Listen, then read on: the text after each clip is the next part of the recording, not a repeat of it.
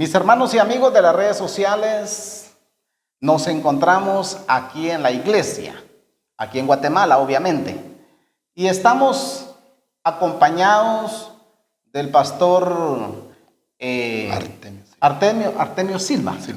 Y es para mí un honor, un privilegio que él haya venido por primera vez a esta iglesia, a esta localidad, a este lugar que se respira un ambiente de paz, un ambiente nuevo, un ambiente fresco. Así que, pastor, es un privilegio. Gracias, igualmente, hermano. Tenerle aquí con nosotros. Queremos en esta oportunidad abrir la posibilidad de que ustedes puedan dejar algún comentario mientras nosotros platicamos con el pastor Artemio. Pastor Artemio, la primera pregunta que yo puedo hacerle es, ¿en qué año Dios lo llamó a usted al ministerio? Hermano, es una historia muy grande, excelente. En primer lugar, felicito a toda la audiencia que va a ver este video, este audio, y desearles muchas bendiciones. Basado en la pregunta que usted me hacía, lo siguiente. Yo recibí el llamado de Dios en el año 1981. ¿Verdad? En ese tiempo, pues, cuando recibí el llamado al ministerio, le dije a mi pastor que yo iba al ministerio. Y sabe que él me dijo, ensayate aquí en la iglesia. Y usted sabe que en la iglesia todos lo conocen a uno, cómo es uno, más que todo jovial y que más que todo lo tomamos como informal a uno. Entonces yo me creía que me informal y con solo que iban a decir, él va a ser pastor, me imagino, todos iban a reír de mí, ¿verdad? Entonces pasé 2 meses orando y pidiendo al Señor. A los 2 meses fue cuando me acerqué a mi pastor y le dije, bueno, pastor, estoy a la orden, tómeme en lo que usted quiera usarme. Aunque yo era maestro de escuela dominical, estaba dirigiendo un grupo de exploradores de Ren en ese entonces, maestro de niños, etcétera, ¿verdad? Yo casi ocupé todos los privilegios de la iglesia, ya puro joven, ¿verdad? Entonces le dije, la causa grande fue cuando el pastor viene y me dice, prepárese una enseñanza para el día jueves. Se la va a dar a los adultos. Yo estoy acostumbrado a darle a los niños y todo, y que realidad, porque trabajar con niños es lo magnífico. Entonces yo me sentí algo suspirando fuerte. Al fin pues dije, me voy a preparar. Y gracias a Dios pues salí con ese proceso. Después me dice, vas a preparar un culto, un mensaje evangelístico, porque son las áreas que uno maneja como pastor, maestro, evangelista, ¿verdad? Lo que pasa de los 3 ministerios que más se van uno entre pastor, evangelista y maestro, ¿verdad? Entonces, lo hicimos, gracias a Dios, en el año, el 26 de julio del año 81, me dice, alístate, pues te voy a dejar al seminario. Y solo me fue a dejar. Sin dinero. Tengo un amigo hasta la fecha que casi no nos vemos, que está en Estados Unidos, se llama Israel Morán. Él me prestó en ese entonces 77 hexales que cobraban en el seminario de Asamblea de Dios. Bueno, la primera deuda, y dije yo, qué problema yo siendo pastor y con la primera deuda, ¿no? Como que no encajaba dentro del plan divino de Dios, ¿verdad? Pero cuando ya salí desde ese año, yo fui con mi compañero y me dije, no es nada, es regalado. Mire, lo sentí porque en ese entonces 77 quetzales, estamos hablando de como 700 quetzales hoy en la actualidad. Sí. ¿Verdad? Son 42 años, 43 años, ¿verdad? Sí. Mis amigos y hermanos de las redes sociales, pastores y evangelistas, siervos del Señor, para los que no saben, nuestro pastor Artemio Silva, él fue uno de los primeros, voy a decir el pionero, de traer el evangelio a estas tierras, al departamento especialmente de Jutiapa, Oratorio, El Molino, y no sé dónde más usted empezó sus primeros pasos, como dicen en el ministerio, que yo sé que es desafiante, es de ser tenaz, es de, la verdad, de muchos conflictos en todas las áreas, pero usted se mantuvo. ¿Cómo fue ese inicio? Bueno, Ese inicio, gracias a Dios, pues cuando me fui al seminario, la sentencia del pastor fue lo siguiente: te vas a ir al seminario, pero ya no vas a regresar a la iglesia. Ya nada, yo aquí no te voy a quedar como miembro, ¿verdad? Si vas a venir como visitante, pero no como miembro, porque saliste. Que es un reto grande, va. Entonces, en ese entonces había una norma en Asamblea de Dios que uno tenía que ir a buscar el campo a donde ir a predicar. Pasó la primera semana, pasó la primera semana, y cuando pasó la primera semana yo no pude ir a dónde. Regresé a oratorio. Y me dice el pastor: ¿y qué estás haciendo aquí? Me dijo. Y yo no hay a dónde irme. Pues tenés que ir a dónde, ¿verdad? Entonces son cosas que a veces digo, bueno, vamos a hacerlo para leer. Ya la siguiente semana tuve que ir a buscar una iglesia. Ay, hermanos, si llegamos a ese historial, a esa biografía, si llegamos a esa biografía de ese historial, digo que dan ganas, una nostalgia que sale, ¿verdad? Por el inicio del ministerio, que lo hicimos cumpliendo con el llamado de Dios a lo que Dios podía darnos a nosotros, sin intereses mezquinos. Es emocionante, pastor. En lo personal, mi primera impresión y emoción es cuando la primera alma que se convierte a los pies de Cristo. ¿Cómo fue esa experiencia? Bueno, yo hoy hace un rato le hablaba yo a un hermano, a su tío. Cuando vine yo acá a principios del 82, que fui el pastor acá en Aldea La Carretera, habían solamente 5 hermanos en la iglesia. 5 hermanos. No eran 20, no eran 50, eran 5. Pero esos 5 había que multiplicarlos, ¿verdad? Entonces yo predicaba, pasé 3 meses predicando y no veía nada, hermano. Pasé otro mes y no predicaba. ¿Y sabe qué hice? Yo hablé con Dios por un mes.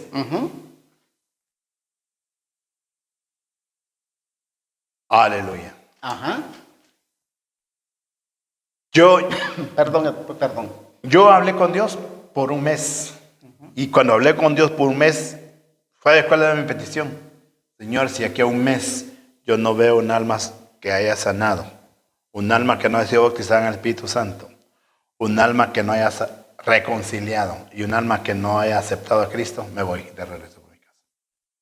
Un reto grande, ¿verdad? Sí. Entonces, recuerdo que hay un lugar como 1 kilómetro de Agua Viva, ¿no? ¿Cómo se llama?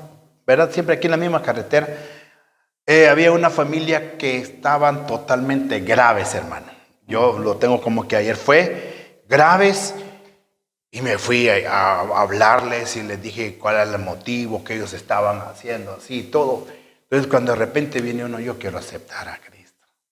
Viene el otro: yo te quiero aceptar, yo me quiero reconciliar, ¿verdad? Ahora, el otro era las personas que estaban enfermas, ¿no? Entonces, oré por ellas, y sabe que lo maravilloso que esas personas que estaban enfermas, que ya no recuerdo su nombre por tantísimo año, llegaron a la iglesia sanas. Entonces tuve que hacerme otros días de ayuno, ¿verdad? Pedirle perdón a Dios, porque yo estaba condicionando a Dios. Sí. No, y recuerden lo que dice la palabra: y estas señales seguirán a los que creen. Amén. Entonces esa palabra creer, eso es cuando nosotros predicamos y vienen los resultados, el respaldo de Dios a través de la predicación del evangelio, porque si algo, pastor, no puede fallar en la palabra. Exacto. Así es. Entonces yo vengo como predicador y siembro la semilla, la palabra. A veces decimos: hoy no pasó nada, ayer no pasó nada, antier, pero de repente viene a germinar esa palabra como la semilla que ha sido sembrada en buena tierra, y eso para mí, a mí en lo personal, me causa emoción, pasión y energía para seguir adelante en el ministerio. Amén. A través de todo, pastor, lo que usted ha caminado hablando desde el 81, en plena guerra en Guatemala. Exacto. Usted predicando la palabra, ¿cuáles han sido las partes donde más ha sentido respaldo de Dios? Bueno, donde he visto el respaldo de Dios es cuando siempre veo a las almas que llegan reconciliándose, aceptando a Cristo. Eso es maravilloso. Y personas que siempre piden oración cuando están enfermos, ¿verdad? Tal vez uno quisiera ver inmediatamente el milagro, pero uno lo ve esporádicamente, ¿verdad? Lo ve uno. Pero ve uno el respaldo del Señor, ¿verdad? Pero todo eso, como le digo, demanda que tanto el líder como la iglesia tienen que unirse en oración. Porque si usted no dobla rodillas, si usted no se cumple lo que dice la Biblia, que Dios inclina su oído a la oración que sus siervos hacen en este lugar. Entonces, ¿cuál es nuestra meta? Que Dios incline su oído, ¿verdad? Es como la visión suya. Yo no sé cuánto tiempo ha tenido usted construyendo acá. Quizás solito usted se ha venido a llorar, porque son cosas que uno llora ante la presencia de Dios, y uno figurativamente ve aquel grupo de personas, y cuando uno se levanta no ve nada, ¿verdad? Le cuento una ilustración. Cuando se levantó la iglesia aquí en Cuilapa, había un misionero que nos contaba la historia. No fue en Cuilapa, sino él nos contó esta historia. Que estaba abriendo una obra y estaban todas las sillas allá, y empezó a predicar, y nadie ocupaba las sillas. Pero vino él y dice: sillas, arrepiéntanse, todos los equipos, arrepiéntanse. Entonces la gente dice: está loco, ¿verdad? Y incoherente, ¿verdad? Entonces se sentó el primero, se sentó el segundo. Cuando vio habían las 50 sillas que tenía, estaban las 50 sillas llenas. Y ahí, ¿verdad? Porque con cómo empezó, ¿verdad? La ilustración, cómo empezó. Sí. ¿Verdad? Con sillas vacías. Me imagino que esa es la visión suya, ¿verdad? Empezar con sillas vacías. Sí, claro, claro. Hay algo que quiero dejar plasmado hoy en este video y en esta enseñanza, este mensaje, estos testimonios, hermanos y amigos que nos siguen por las diferentes plataformas de las redes sociales. Y es que yo soy como una segunda o tercera generación de la palabra que este hombre vino a predicar a este lugar. Yo recuerdo, pastor, que yo estaba muy niño, muy pequeño. Yo quizá era de los de la escuela dominical. ¿Así? Y ahora con el tiempo nos hemos encontrado con un propósito.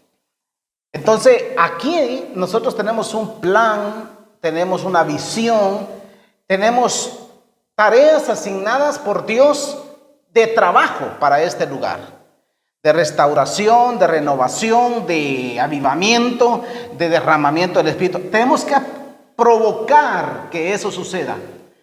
¿Qué consejo usted me podría dar a mí? En primer lugar, meterse a oración para restaurar el Pentecostés. Porque hoy en la actualidad se ha perdido mucho lo que es el Pentecostés.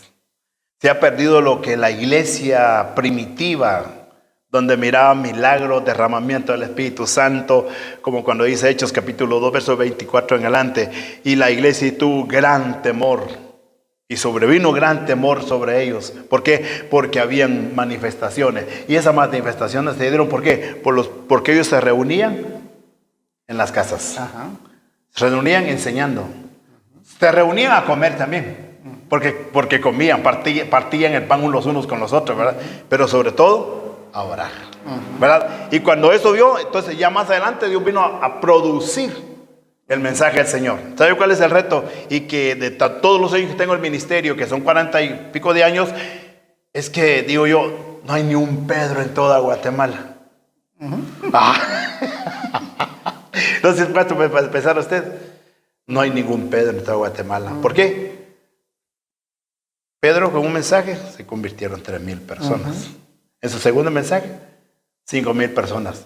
Si nosotros llegamos igual que Pedro, esta área que usted tiene no sirve, está chiquito. Está pequeño, sí. Está pequeñísimo, sí. ¿Verdad? Sí. ¿Por qué decimos? Porque Dios es grande. Pero Dios sabe hasta dónde está nuestro alcance.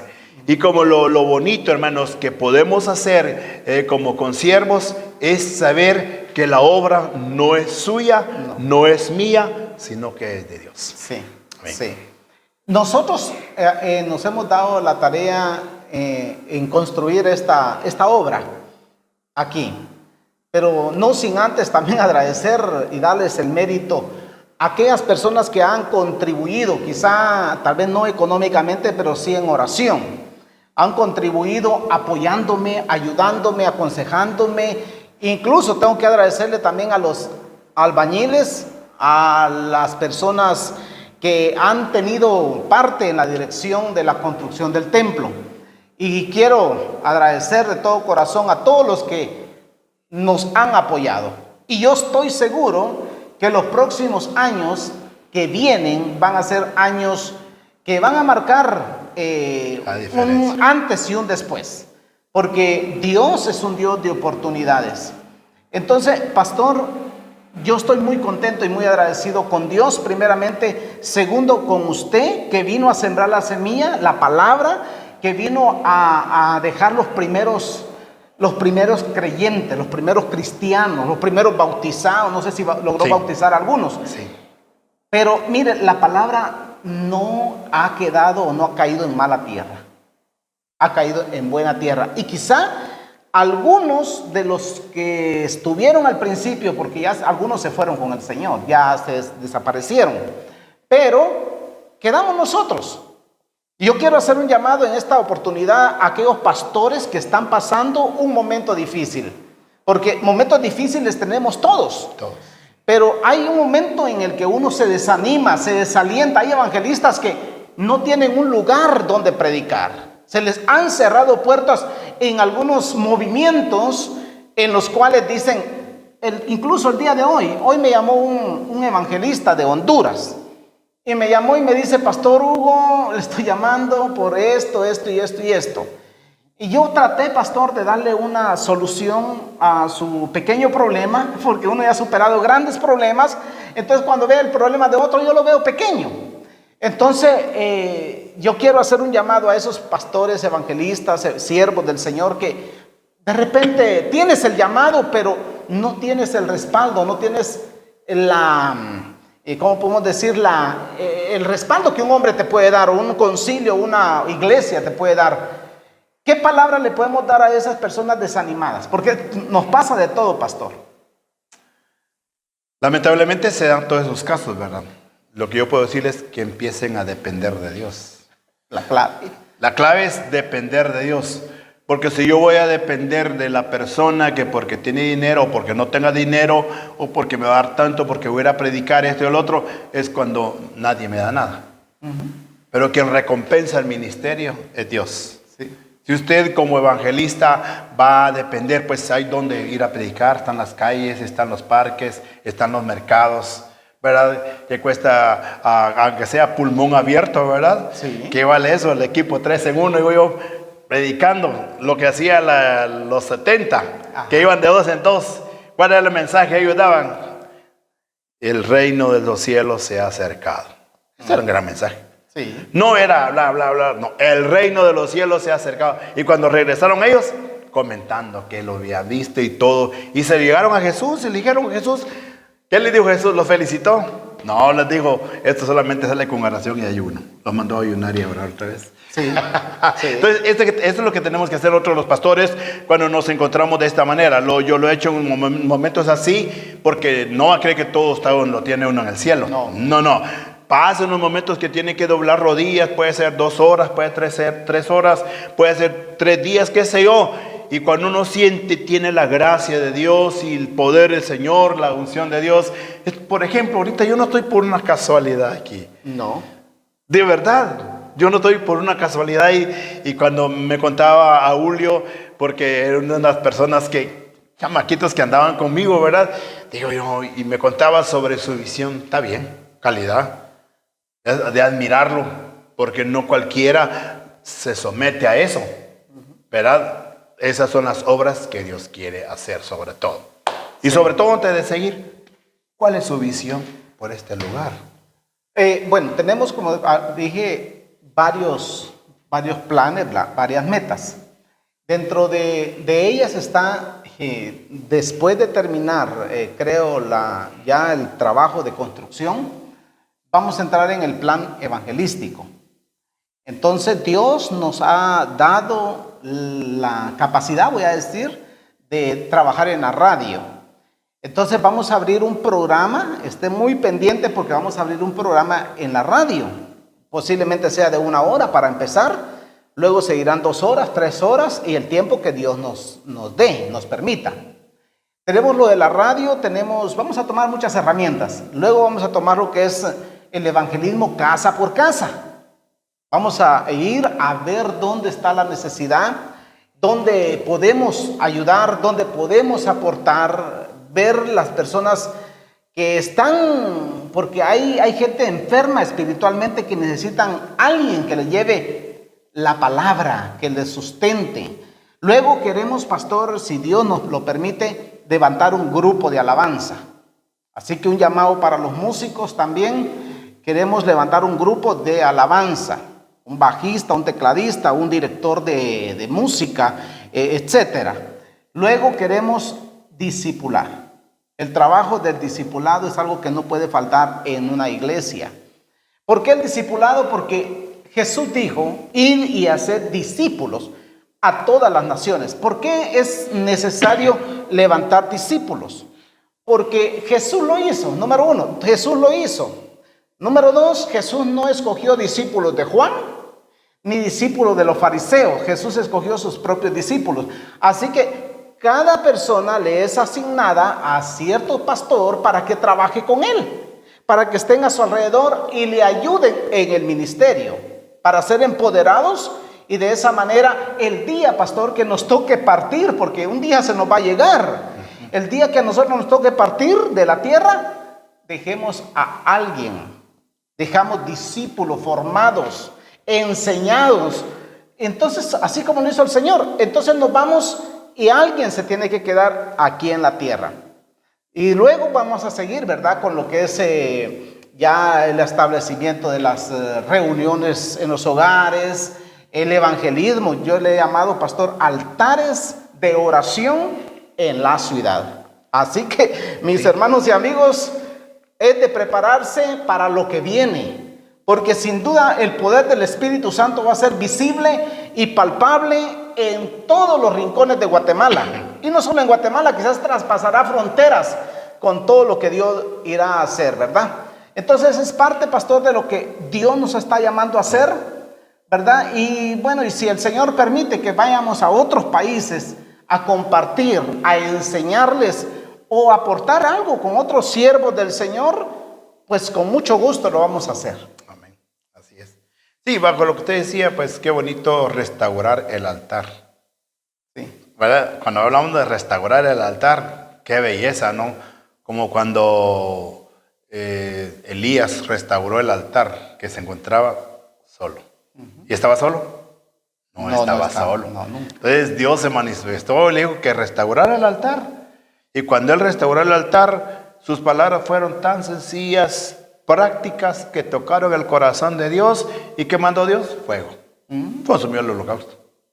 Mientras que los baales pasaron todo el mediodía, dándole, circulando sobre aquel altar. Pero cuando uno tiene la mira en el Señor, como dice Colosenses 3:1, ¿no? Poner la mira en las cosas de arriba, donde está Cristo sentado a la diestra de Dios, porque vuestra vida está escondida en el Señor. Amén. Entonces, cuando vemos todo eso, entonces ya viene el programa de Dios. Dentro del programa de Dios dice, está haciendo lo que yo quiero que Él haga. Y ahí viene la lluvia de bendiciones. Sí, amén. Sí, amén. Es inevitable que venga un mover, un derramamiento del Espíritu Santo cuando hacemos las cosas decentemente, dice la Biblia, y en orden. Entonces Dios se va a manifestar, Dios va a manifestar su gloria y sin duda Dios conectará también a otros para que estén con nosotros. Amén. ¿Verdad? Entonces, porque hay una conexión que se llama conexión divina, cuando Dios conecta a sus siervos para que todos trabajemos en conjunto y hagamos que esto crezca, hagamos que esto avance. Entonces, mis hermanos y amigos de las redes sociales, hemos tenido pastor, un momento muy agradable. Amén. Un día de esto vamos a ir a comer, también vamos a compartir, ¿verdad?, algunos alimentos, o cuando ya todo esto se esté dando, que ahorita es un sueño, vamos a cantar aleluya y gloria a Dios. Un sueño casi realizado. Claro que sí. Casi realizado. Así que quiero que terminemos, pastor, con una oración. Amén. Es un gusto de ministrarlo y que el Señor siga ampliando su visión, porque la visión no es quedarse encerrado en cuatro paredes, ¿verdad? Sino su visión es como la visión de Isaías, que lo primero que Isaías vio al Señor en un trono blanco y sublime, ¿verdad? Lo segundo que vio, se vio a sí mismo. Cuando él dijo, como yo siendo de labios inmundos, han visto mis ojos al Rey Jehová de los ejércitos. Wow. Y pudo ver aquel ángel que llevaba un carbón encendido y le dijo, tu culpa es quitada. Dios lo perdonó, ¿no? Sí. No sabemos qué vulgaridad tenía en ese entonces, ¿verdad? Pero él vio que su culpa era quitada. La tercera visión es que él vio hacia afuera. Cuando Dios le dijo, ¿a quién enviaré? ¿Y quién irá por vosotros? ¿Y qué dijo él? Heme aquí, envíame a mí. Amén. Vio hacia afuera. Entonces, esa tiene que ser nuestra visión. Ver arriba, ver acá y ver afuera. ¿Verdad? Sí. Oramos. Mi buen Jesús, muchas gracias por esta gran oportunidad. Con que tú con tu gran misericordia nos permites tener este reencuentro con mi hermano, Señor. Tantísimos años, cuando él era un niño, quizás cuando andaba jugando 5 o andaba jugando, Padre Celestial, nunca se imaginaba una gran visión, la cual tú le has manifestado. Que ese sueño casi lo vemos realizado, Señor. Esa visión la vemos casi realizada, Padre Celestial. Y creo que tú vas a proveer todo lo que aún falta todavía para que cuando llegue ese mejor momento, aún podemos estar unidos, exaltando y bendiciendo tu santo nombre. Te ruego que lo bendiga, Señor. Que tu gracia lo cubra, que cubra sus pulmones, que cubra su garganta, que cubra todo su ser, su cerebro, Señor. Porque todo esto es un desgaste de cerebro, pero la gracia tuya va a estar sobre él, Señor. En el nombre de Jesús te pedimos, aún por aquellas personas que están viendo este audio, Señor, te pido que los bendigas. Quizás hay hermanos que están enfermos, quizás hay pastores que están pasando momentos difíciles, qué sé yo, pero que en estos momentos puedes invitar o puedes decirle al Espíritu Santo que vaya y visite esos corazones, visite esos hogares y que haga la obra que el Espíritu Santo puede hacer. Muchas gracias, Jesús, muchas gracias, Espíritu Santo. Amén. Amén. Bendiciones, Gracias, hermano. Gracias, pastor. Bendiciones. Amén. Gracias. Dios le bendiga. Un abrazo.